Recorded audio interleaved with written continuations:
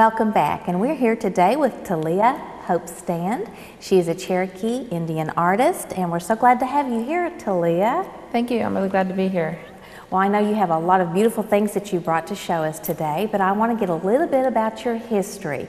When did your love of art and traditional art happen for you?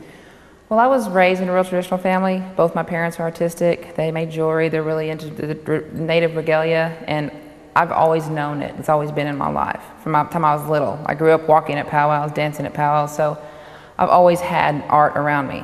Art, music, and all that just always been the norm for me. So I've always loved it. I've never known anything but that, basically. And you like all forms of medium in the art world. You do pottery and basket weaving, and you have some beautiful portrait, actually, and you even made some staffs. Yes. You just brought all kinds of different things that I think are so interesting. You also sell some of your items at the Latte bead. Yes. Chad Johnson, he owns Latte Beads, and he's got a lot of my stuff on consignment. I purchased a lot of my supplies there. I've known him and his wife for a while, so I sell a lot of my stuff there. And during the holiday, during the national holiday, they have booths and different art fairs, and I'll do stuff and put stuff into those. So. Well, one of the things that you mentioned that I found fascinating was you were talking about the medicine bag, and you sell those. You make a lot of those, and that seems to be a good seller for you there at Latte's.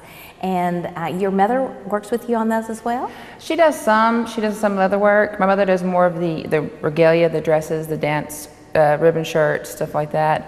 My father does a lot of beadwork, and he does a lot of carving on bone, and he'll do medicine bags. So we've all kind of got they used to make, all the little bug there. They made a lot of jewelry when I was younger, and they got a lot of native jewelry that I have that they made. They don't do that so much anymore, but they still do their art in their own way. So. You also mentioned that in your basket weaving, you learned that through JOM? Yes, when I was in Woodall School, they had the JOM program, and they used to come in, and the native students, they do different art projects. That's when I was first introduced to basket weaving, and I just kind of went with it. My grandmother kind of took me under her wing and, developed that skill, and I've been doing that since I was in 5th grade. Well, while we're talking about the basket weaving, I would love for you to be able to show some of the products that you have there. They're just fascinating. They're beautiful. How long does it take you to create such a beautiful piece of art? This isn't really that difficult. Once you get the technique down, I can do it pretty quick. It's just like second nature to me. And I teach it at where I work, which is Talking Leaves Job Corps. And these don't take too long. I can do this in about a week.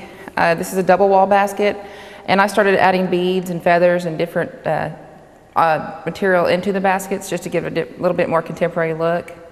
But it doesn't take too long. You just gotta learn the technique and get a kind of a rhythm, a flow down, and then you can just go. And it's just like second nature. I can be doing basket weaving, watching TV, talking to somebody, and it just kind of comes out of me naturally. And so you sell these at Latte's? Yeah, I sell these at Latte's, and I do a lot of my basket weaving baskets at the holiday, during the holiday, different art shows. Latte's has some booths set up. They have a large art show, usually on Saturday and Sunday, right at the complex, and then they have booths at the powwow.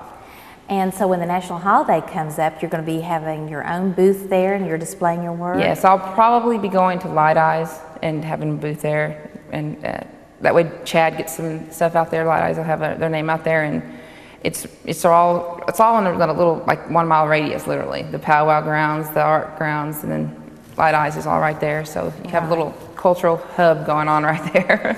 Well, one of the other pieces that I found really fascinating, you explained to me that you don't usually use the pottery wheel. No, I don't. And that you do slab pottery.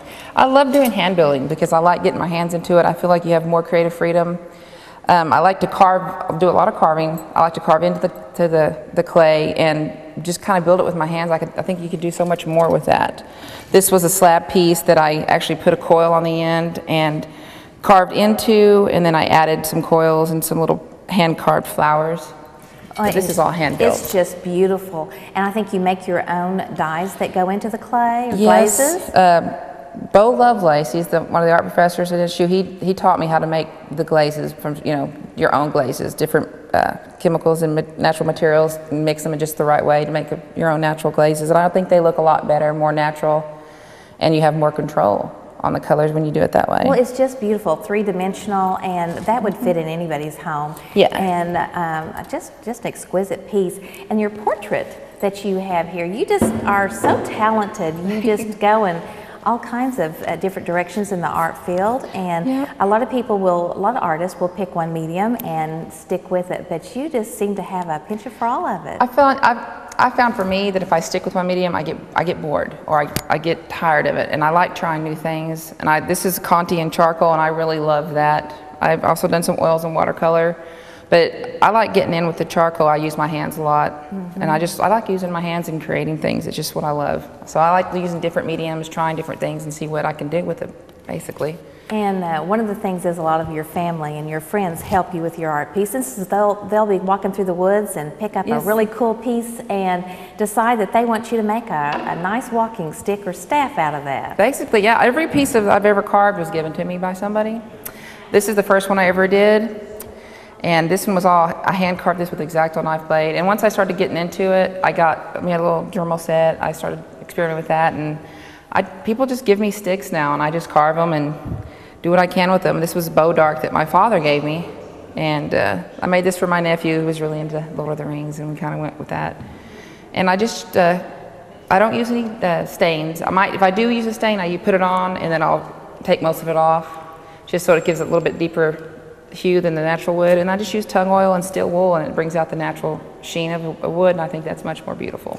Well, what I think I really like about your passion for your art is that you're wanting to take it to others, not only in your job, but you're going to get your degree in art education this spring, and I want to congratulate you. I think that's awesome. Thank you. And you want to teach. I'd like to do high school, secondary, teach high school kids. I've been working with troubled youth for about 12 years. I work at Job Corps, I've worked at Jack Brown, and I think that they have a lot more creative flow, and I think that it's really therapeutic for them, and I think I would be more helpful teaching it to them and letting them get how they feel out through art.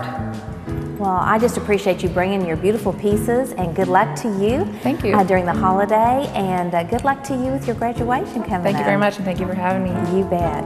We'll be right back.